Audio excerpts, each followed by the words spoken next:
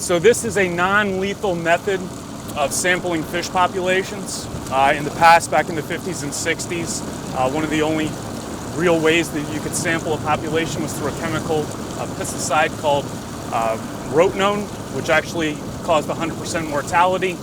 Fisheries biologists back in the day would net off a certain section of the lake, and then they would apply this rotenone into the lake, and then they would go and count dead fish. So this method that we use now, electro fishing, this is done out in lakes, rivers, reservoirs, streams.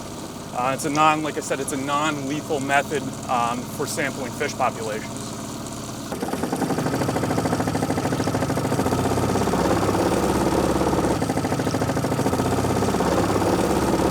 We have a generator on board. We're putting out anywhere between 300 to 400 volts of electricity using about 4 amps.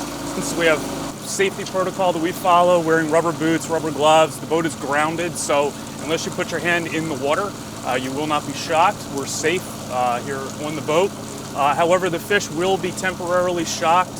It causes a muscle contraction in the fish. I believe it's called electrotaxis. It causes this muscle contraction. Fish will come up to the surface. They twitch a little bit. We net them. We put them in our live well to recover.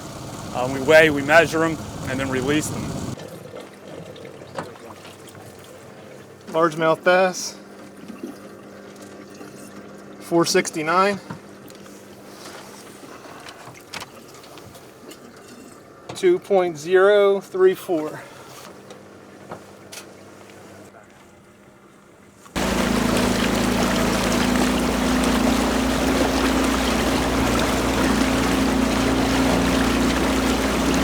We were out here a couple days ago. We got probably 50 or 60 fish in about an hour. All of them were really good size, 15 inches plus.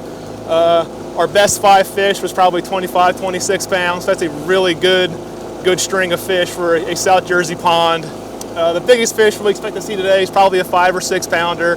There are some really good ones in this lake. We're really starting to see in the last few years that the bass population is starting to take off again.